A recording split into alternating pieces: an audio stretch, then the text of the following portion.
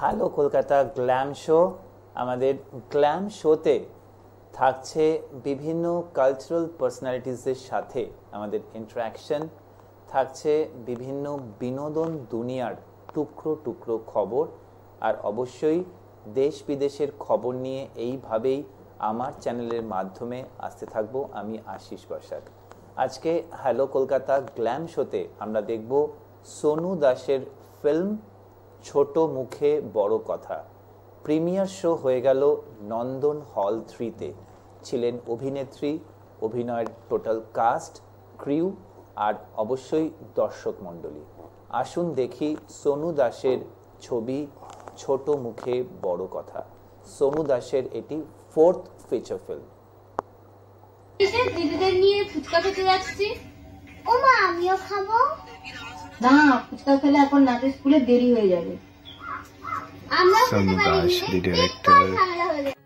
Sonu entertainment নিবেদিত, সোনু দাস প্রযোজিত, পরিচালিত এবং রচিত ছোট মুখে বড় কথার প্রিমিয়ার শো আয়োজিত হয়েছিল নন্দন ফিল্ম হল 3-তে।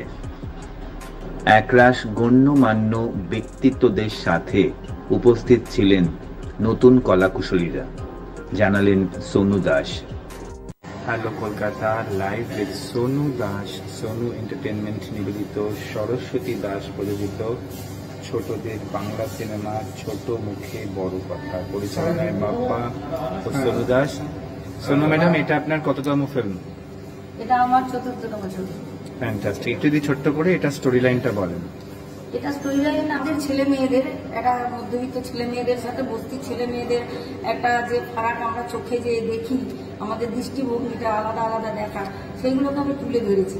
তো আমি এই প্রজেক্টটাতে আমি বার্তা দিতে চেয়েছি আমাদের সমাজকে, যে আমরা যদি বস্তির ছেলে মেয়েদের বা যাদের সহযোগিতা করার কেউ নেই, তাদের সহযোগিতা যদি আমরা করি, তাহলে তারাও কিন্তু আমাদের ছেলে মেয়েদের মতোই একটা উজ্জ্বল ভবিষ্যৎ হবে বা সমাজের একটা উজ্জ্বল ভবিষ্যৎ হবে।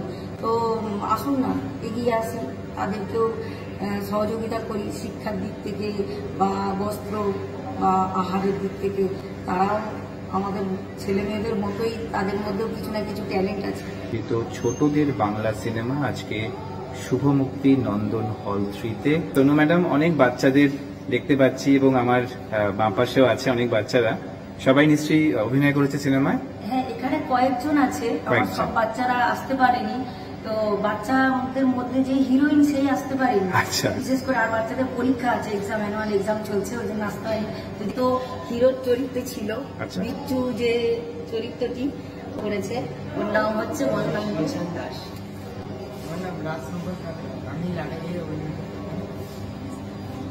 আমি পূজা, আমার নাম শ্রীজা মন্ডল, আমি পুটি নামে অভিনয় করেছি।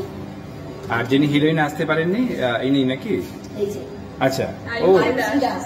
আচ্ছা এই হিরো, এই যেখানে দাঁড়িয়ে আছে প্রেজেন্ট। আচ্ছা আচ্ছা, ও সব বড় হয়ে গেছে। আইসক্রিম খাচ্ছিস? কোথায় গেলি?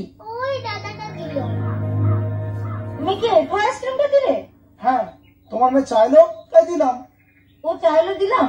ছি ছি ছি ছি, কি উপকারটা আমার করলো রে! একটু আইসক্রিমটা ওর হাতে ধরিয়ে দিল, এইটুকু বাচ্চা মেয়ে। যাক খেলা, দাদা নিজেও খেলো না, আমাকেও। সোনু দাসের সুকন্যা, আর অ্যাক্টিংও করেছেন।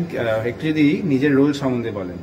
আমার রোলটা বেসিক্যালি, আমি যে লিড ক্যারেক্টার ছোটবেলার, তার আমি দিদি। আমার ক্যারেক্টারটা ম্যাম খুব সুন্দর করে এর মধ্যে ঢুকিয়েছেন, খুব সুন্দর করে এখানে তুলে ধরেছেন। আমি নর্মালি ফিল্ডে যখন থাকি তখন ইনি আমার ম্যাম হয়ে যান, পরে সেটা আলাদা। তো আমি আমার চরিত্রটায় সত্যি বলতে খুবই খুশি।